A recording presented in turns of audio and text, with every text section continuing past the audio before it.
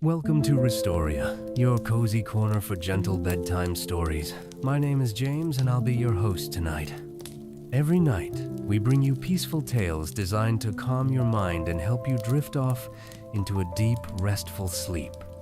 So snuggle in, close your eyes, and let the story begin. The story tonight is called Stillwater, the town that knew how to rest. Chapter 1. The Rhythm of Stillwater. Nestled between softly rolling hills and a gentle river that shimmered in the sunlight, the town of Stillwater lived up to its name. It was a place where time moved at its own pace, where mornings arrived, not with haste, but with a stretch and a yawn. Life here was quiet, simple, and most of all, peaceful. The streets of Stillwater were cobbled and winding, shaded by tall trees whose leaves rustled gently in the wind, sounding like whispers of old stories. Porches wrapped around weathered homes, their rocking chairs often swaying slowly, even when empty. Wind chimes played soft, melodic tunes that drifted through the air like lullabies.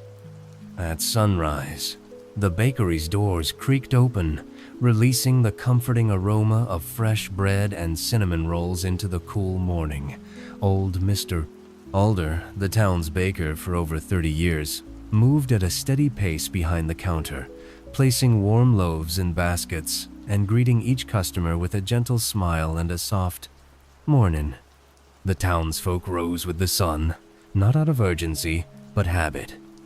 Some strolled down to the river to sip their coffee on the worn wooden docks, watching the mist lift slowly from the water's surface. Others tended their gardens, humming quiet tunes as they watered tomatoes or pinched dead blooms from rose bushes. On Main Street, the little bookshop opened an hour later. Its owner, Miss Clara, always took her time walking from her cottage at the end of Willow Lane. She greeted every neighbor on the way, pausing to pet cats lounging in windowsills or to admire the latest chalk drawings on the sidewalk, courtesy of the town's children. Inside the bookshop, time stretched like warm honey. Visitors lingered over pages, not seeking to buy, but simply to be among stories. There was a reading nook by the window, cushioned with hand-stitched pillows and always bathed in soft light. Miss Clara offered herbal tea to anyone who stayed long enough, which most did. Across from the bookshop stood the town's only cafe, the Nook, with its mismatched furniture and sun-faded menu chalked on a slate board. Henry, the barista and part-time poet, crafted each drink like a ritual. Patrons didn't mind the wait. They passed the time sharing quiet conversation or staring out the window, watching the leaves dance along the road. Children played slowly in Stillwater. There were no loud games or competitive races. Instead, they built forts beneath weeping willows, floated handmade paper boats in the creek, and collected smooth stones for painting. Their laughter was gentle, like wind through tall grass. Every evening, the town took a breath together. Lanterns glowed softly on porches, and the scent of supper drifted from open windows, stews simmering, pies cooling, bread being sliced. Conversations drifted on the air. Plans for tomorrow's market, updates on the community garden, shared memories told for the 100th time with the same fondness. Stillwater had no need for clocks. People knew when to rest, when to rise, and when to let the day slow into night. The rhythm of the town was one of ease of quiet moments, appreciated and simple joys savored. On this particular evening, as the sky shifted into hues of rose and amber, the townsfolk gathered at the riverbank for the monthly floating lights ritual. Each person carried a small lantern made of paper and kindness, lighting it with a wish or a memory. They placed them gently into the water, watching as the lanterns drifted downstream, glowing like stars on a slow-moving ribbon. No one rushed. No one spoke loudly. Even the children whispered their wishes, their eyes wide with wonder. As the last lantern disappeared around the bend, Mayor Elsie stood on the dock and spoke her usual parting words with a soft smile. May we always move like the river steady, gentle and at peace. The crowd nodded, their hearts full with the shared quiet. Slowly, they made their way home under the starlit sky, the peace of Stillwater wrapping around them like a warm blanket. In Stillwater, rest was not something earned, was something honored. And in the hush between heartbeats, in the space between moments, life carried on gently, as it always had, and always would. Chapter 2. Porch Days and Lemonade. In Stillwater, porches were more than just parts of houses. They were stages for stories, sanctuaries for quiet, and gathering places for the simple pleasure of doing nothing in particular. Most afternoons, especially in the warmer months, the people of Stillwater took to their porches like sunflowers to sunlight. On Elm Street, at the big blue house with peeling paint and a swinging bench, lived Miss Betty and Mr. Clyde. Married for over 50 years, they had a tradition known across the town: Porch Lemonade Hour. Every afternoon at 3 o'clock, they would set a pitcher of homemade lemonade on a wicker table between their chairs and invite anyone walking by to sit, sip, and stay a while. Their lemonade was famously tart and sweet, a perfect balance that only Miss Betty could create. She guarded her recipe like a dragon over treasure, though everyone suspected the real secret was the crushed mint leaves she muddled at the bottom of each glass. This particular afternoon, the sun filtered gently through the maple trees, casting soft shadows on the porch floor. Miss Betty, in her favorite sun hat, was fanning herself lazily with an old church bulletin while Mr. Clyde polished his pocket watch for the 4th time that week. Feels like the kind of day for company, Betty said with a knowing smile. And sure enough, just as the clock on the mantel inside chimed 3 muffled tones, young Milo came trotting by with his sketchbook under his arm. "Come sit, sugar," Betty called, already pouring a glass. Milo climbed the porch steps and took the seat nearest the railing. "Thanks, Miss Betty." Mr. Clyde handed him a cold glass, the condensation beading on his fingers. "What you drawing these days?" Milo opened his sketchbook to a half-finished scene of the town square. "I'm trying to draw Stillwater the way it feels." Clyde chuckled. "That's a mighty big feeling, son. That's why it's taking me so long," Milo replied with a grin. Soon, they were joined by Evelyn from the flower shop, who brought with her a jar of lavender shortbread cookies, and later by old Doc Harris, who claimed he was just passing by but stayed through 2 glasses and a nap on the porch swing. People came and went as the afternoon drifted by. There was no schedule, no need to call ahead. Stillwater moved at the pace of conversation and the slow melting of ice cubes. The porch became a haven for stories. Mr. Clyde shared the tale of how he once built a canoe with his father out of cedar wood. Miss Betty told the story of her first day as a school teacher, when she forgot all the students' names but managed to charm them with cupcakes. Milo listened quietly, sketching between sips. His pencil danced across the page, capturing the folds of Betty's dress, the way Clyde leaned into his chair, the soft curve of Evelyn's smile. He didn't need to say much. In Stillwater, listening was its own form of conversation. Around 4:30, the church bell rang in the distance, signaling that the bakery's second batch of bread had just come out of the oven. The scent would soon drift through the streets, just enough to make people think about dinner.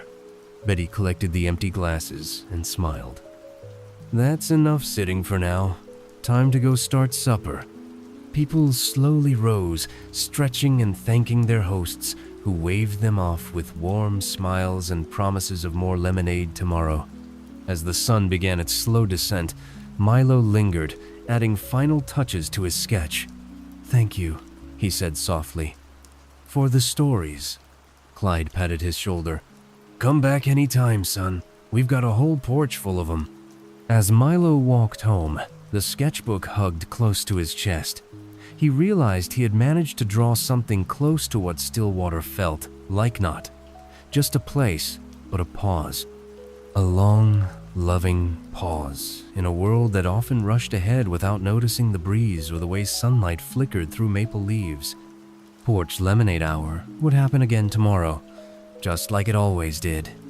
And in Stillwater, where every moment was meant to be savored, there was no need to hurry. There was always time for another glass, another story, and another lazy afternoon on the porch. Chapter 3. Market Mornings. Saturday mornings in Stillwater were reserved for the market. It wasn't grand or sprawling, no rows upon rows of vendors shouting over each other, but instead a single stretch of wooden booths set along Riverbend Lane.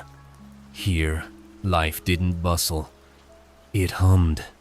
The market was as much about gathering as it was about goods, and everyone knew to come hungry and unhurried. By 8 a.m., the stalls were open, though few people arrived that early.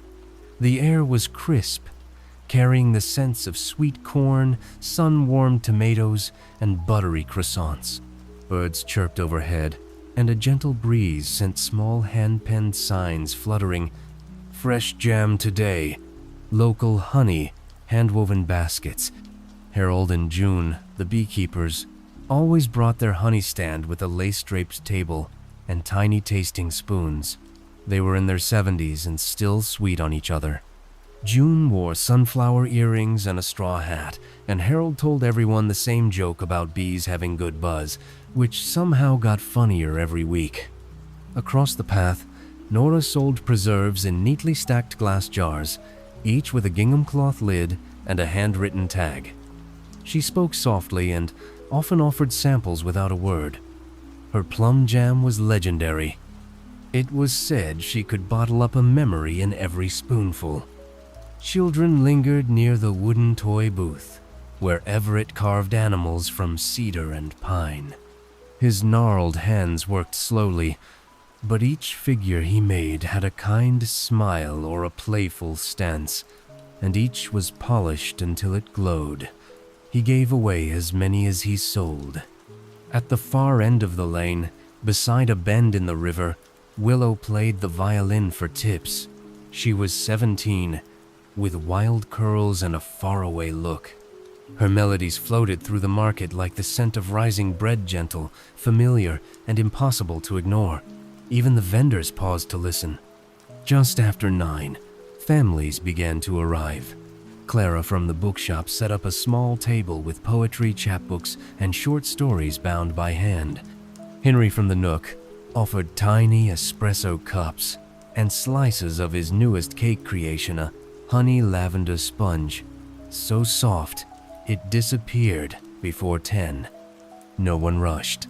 Lines formed at the booths, but they moved slowly, with time for greetings, for compliments on someone's new hat, or congratulations on a garden finally blooming.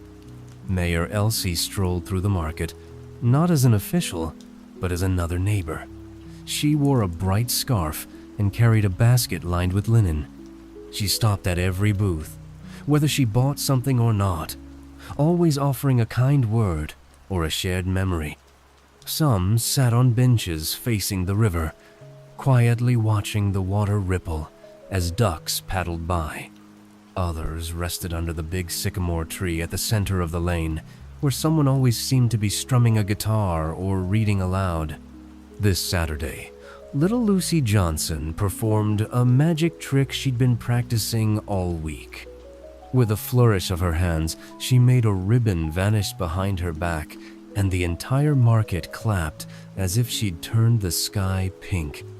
The moment of the morning came just before noon, when Willow paused between songs and began to play the melody everyone in Stillwater knew, the market waltz. It was a tune passed down from someone's great-grandmother and carried on through generations. It was slow and sweet and brought people to their feet. Couples took each other's hands. Elders rose from benches with the aid of canes or helpful arms. Children danced barefoot in the grass. The waltz wasn't choreographed or perfect. It was simply Shara motion of joy that swayed with the rhythm of the town itself. Jonah and Ellie, Stillwater's oldest couple at 92 and 90, danced in place near the honey stand. He wore suspenders and she wore pink tennis shoes. Together, they moved as though they had danced every Saturday for 100 years. When the final note faded, it did so like a sigh, and the market settled again into the slow stretch of early afternoon. Booths began to pack up, friends exchanged leftovers and handshakes. Clara collected unsold books in a canvas bag, smiling contentedly. Stillwater's market never ended abruptly. It gently closed, like a book's final page turned with satisfaction. The lane emptied, but the spirit lingered, a quiet promise that next Saturday the rhythm would return, as soft and sure as the river's flow. And as the last of the booths were tucked away and the sycamore shade returned to stillness, the town continued its quiet song of Ezion that hummed not in hurried steps, but in shared smiles and peaceful hearts. Chapter 4. The Gentle Rain. Rain in Stillwater was never a cause for worry. It didn't rush in with roaring thunder or frighten the birds from the trees. No, rain here arrived like a friend who lets themselves in quietly, takes off their shoes, and sits with you a while. On this particular morning, the skies were the color of soft wool, and the air smelled of damp earth and blooming jasmine. Rain began just after sunrisea's soft tapping on window panes, a slow trickle down eaves, and then a steady patter that wrapped the town in calm. People didn't cancel plans in Stillwater because of rain. They adjusted. Mornings moved slower, and porch lights stayed on longer. Umbrellas with floral prints and old wooden handles appeared like seasonal wildflowers, and boots were pulled from closets with a satisfying thump. At the bakery, Mr. Alder had already arranged cinnamon scones beneath the glass dome and placed extra chairs near the window. He knew people would want to watch the drops race down the glass while sipping something warm. Miss Clara arrived with her favorite shawl draped over her shoulders and a mystery novel tucked under one arm. She claimed the corner table with the softest cushion and nodded a greeting to each customer who passed by. Henry opened the nook a bit later than usual, but no one minded. When he flipped the sign to "Welcome," he did it with a warm grin and the smell of cocoa trailing after him. Rain days brought out the best in Stillwater. Children wore raincoats in bright, mismatched colors and stomped through puddles with glee. Milo, the young artist, perched beneath the awning of the bookshop, sketching the way reflections danced on the wet pavement. In the community garden, rain gently soaked the thirsty soil. The lettuce glistened like polished emeralds, and the tomatoes seemed to puff with pride. No one was around, but the plants looked quietly grateful. At noon, a few families gathered at the town hall for the monthly puzzle exchange. Rainy day puzzles were serious business in Stillwater. There was an unspoken agreement that any puzzle with more than 0 pieces must come with a thermos of tea and a promise to return the missing corner if it was found later. Inside the hall, tables were arranged with boxes of every size and color. Some were old, their corners soft from years of use. Others were wrapped in waxed paper or cloth, labeled with handwritten notes like "soothing" or "challenging but fair." Mayor Elsie was there, of course, wearing her rain boots and cardigan with the acorn buttons. She didn't take a puzzle, she brought 2, but stayed to help sort and sip Earl Grey from a mug shaped like a cat. Rain tapped steadily on the tall windows. No one raised their voice above it. They let the rhythm of the drops set the tone. As afternoon settled in, the town felt cocooned in softness. Porch swings creaked as people rocked gently beneath umbrellas, wrapped in quilts or flannel. Dogs napped at their feet. Windows fogged with breath and warmth, blurring the line between inside and out. Around 4, Willow strolled through the square with her violin case in hand. She didn't go to the stage or seek an audience. she simply stood beneath a gazebo and began to play. The song was slow and dreamy, the kind of tune that made your shoulders drop and your mind wander. People didn't gather. They paused. At their windows, under awnings, from doorways, they listened. The melody curled around corners and slipped down alleys. It danced with the raindrops and perched on windowsills. Even the birds, it seemed, stilled to listen. When she finished, Willow gave a small bow to no one in particular and walked on, leaving the gazebo empty but echoing with peace. By evening, the rain had tapered to a whisper, and the clouds parted just enough to let the last light of the day paint the world in soft gold. Dinner tables glowed with candles. Soup simmered on stovetops. The air smelled of rosemary and warm bread. Families gathered slowly, telling each other little stories from a day that didn't require much. In Stillwater, the rain wasn't something to get through. It was something to be with. A companion, a pause, a reminder that rest isn't just found in the sun, but in the gentle hush of falling water and the quiet togetherness it brings. And so, with windows cracked open to hear the final drops and blankets pulled up under chins, the town fell into a peaceful sleep, rocked by the rhythm of the rain and the grace of taking it slow. Chapter 5. The Long Walk Home. In Stillwater, walking wasn't just a means of getting from one place to another, it was a way of being. Paths meandered rather than led, and most folks didn't count steps so much as stories passed along the way.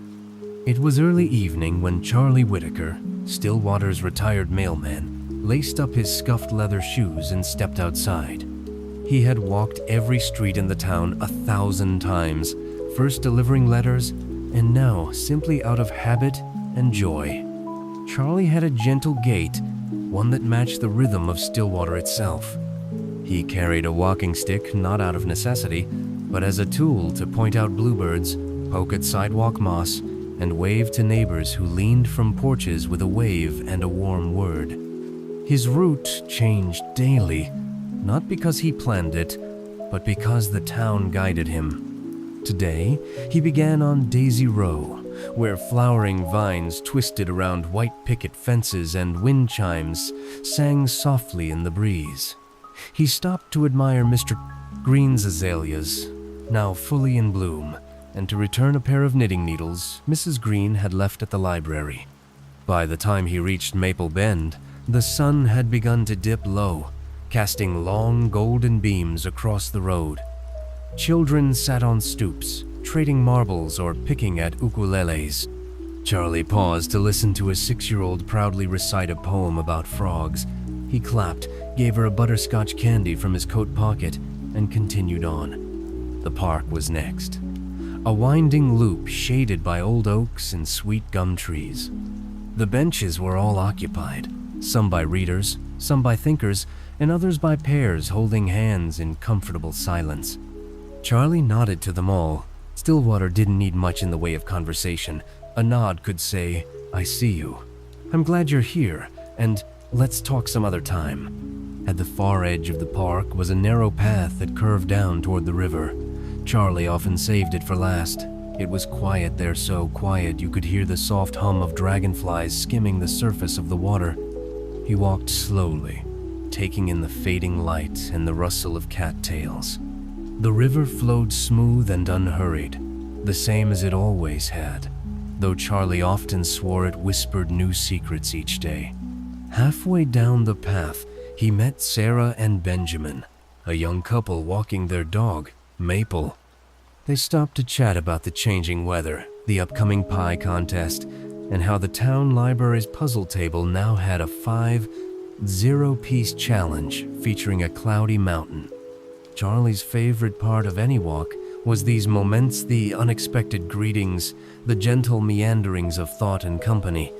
They parted ways with a wave, and Charlie returned to the path. The first stars began to emerge, one by one, blinking slowly into view like sleepy fireflies. By the time he reached the bridge that crossed back toward his side of town, he could see the soft glow of porch lanterns coming to life. The town was tucking itself in. Crossing the bridge, Charlie paused to look back. Stillwater lay behind him, quiet and bathed in twilight, every roof a silhouette against the sky. He leaned on the railing for a moment, listening. Even the frogs croaked softly here, as though aware of the sacredness of dusk. Then came the last leg of the walk-up pasture lane, where the old stone wall held back fields of clover and wildflowers. Fireflies blinked just above the tall grass, lighting his way. Charlie smiled. No matter how many times he made this walk, it always felt like the first time. When he reached his porch, he sat for a moment before going in, letting the cool of the night settle around him. He placed his walking stick beside the door and sighed contentedly. Inside, his kettle waited to be warmed, and a book lay open to a page he didn't mind rereading. But first, he sat a little longer in the quiet. For Charlie, and for most in Stillwater, the long walk home wasn't about arriving. It was about being exactly where he was, every step of the way. And in a town like Stillwater, where life moved gently and rest came naturally, that was more than enough. Tomorrow, he'd walk again, perhaps a different path, perhaps the same. It didn't matter. The joy wasn't in the destination, but in the journey through a town that knew how to slow down and let each moment be just what it was, quiet, kind, and full of peace. Chapter 6. A Day for Doing Nothing. In Stillwater, every so often, the entire town seemed to agree without speaking that it was a perfect day for doing absolutely nothing. No errands, no plans, no expectations. Just quiet hours unfolding slowly, like the petals of a daisy under soft morning light. It was one of those days. The sun rose lazily, its light filtering through sheer curtains and dappling floors in golden warmth. The breeze was cool but not cold, with just enough movement to rustle leaves and carry the scent of honeysuckle and pine. No one opened the bakery right away. Mr. Alder had meant to, but after sipping his coffee on the back porch and listening to the birds chatter, he simply stayed put. Across town, Miss Clara lit a candle in the bookshop window but never unlocked the door. Instead, she curled up in her favorite armchair with a well-worn book and a cat nestled beside her. On days like this, time didn't stop, it just wandered. Children stayed in their pajamas longer, reading comics on the porch or building forts out of cushions and quilts.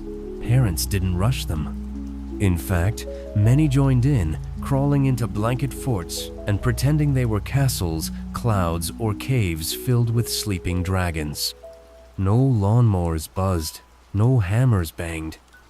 Even the dogs seemed to understand, stretching out in sunbeams, tails thumping quietly against the wooden decks. Evelyn, from the flower shop, tied on her apron but never left her garden. She sat in a low chair with her bare feet in the grass, watching bees dance between blooms. She made a bouquet of dandelions and clovernut to sell, just because it made her smile. At the edge of the river, a few folks brought hammocks and books. Some didn't read at all. They simply lay there, letting the sway of the fabric and the murmur of water lull them into dreams. The town's cat, Murphy, visited each in turn, accepting scratches and leaving behind a little trail of purrs. Henry didn't open the nook, though he wrote a poem on a napkin while lounging in a sunlit window seat. Later, he pinned it to the cafe's front door with a clothespin. It read, "Today we rest, we sway, we slow. Come back tomorrow, we'll let you know."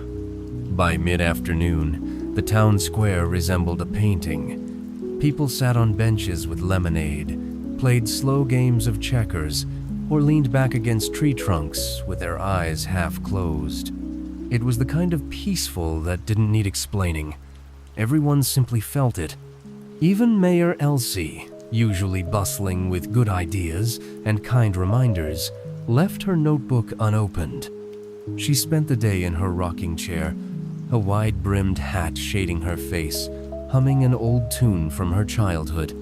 And as the sun moved gently overhead, casting long shadows and soft light, something wonderful happened. Absolutely nothing. Not the kind of nothing that makes people restless, but the kind that fills you up. The kind that feels like a deep breath held and released slowly. The kind that reminds you that rest is not a pause from life, it's part of it. By evening, the sky glowed in lavender and amber.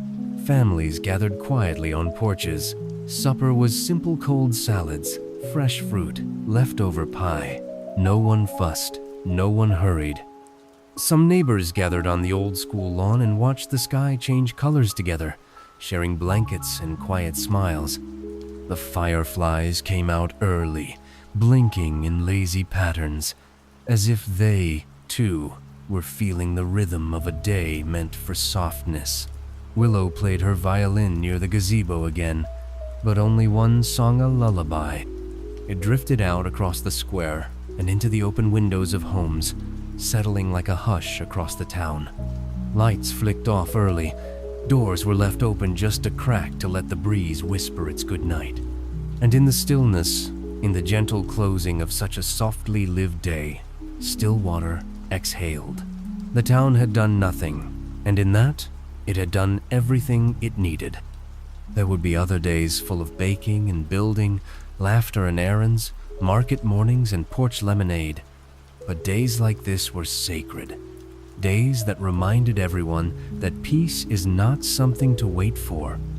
It's something to choose, something to create. And in Stillwater, they had made it well a whole day filled with the quiet magic of doing absolutely, wonderfully nothing at all.